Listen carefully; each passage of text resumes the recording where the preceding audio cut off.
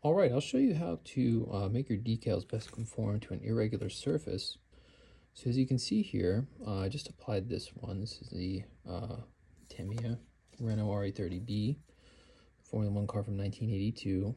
These are Shunko decals, aftermarket, very high quality. The original decals have yellowed and are probably not great, probably extremely brittle. At least in my experience, that's what's happened when I've used old Tamiya decals, or really any old decal.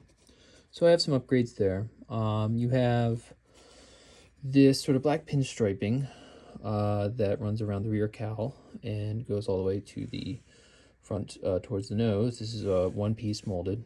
In the real car, this is a separate component here as well as this one here, but the pinstriping needs to wrap around some rather interesting angles here, and you can kind of see in progress it's not quite there yet, and that's okay.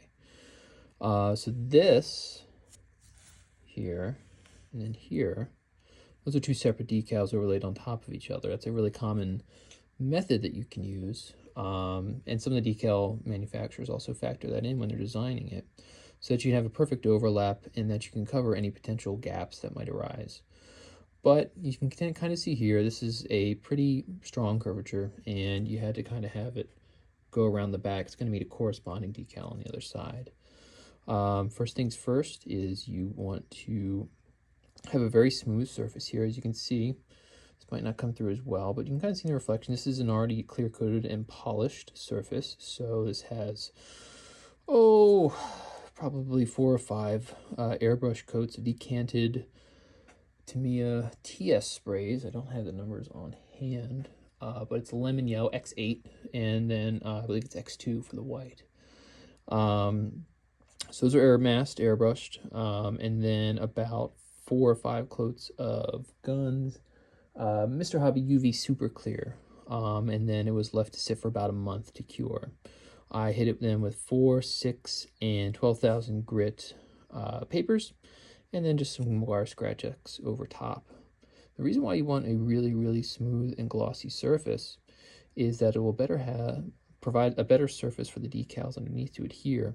If you get a matte surface or a satin surface, that increases the amount of air, water, things like that, that'll exist between the model and decal. And when that happens, you're going to get something called slivering, where it creates sort of a little texture where you can see those air bubbles there, very, very tiny, but so many of them kind of coalesce underneath the decal.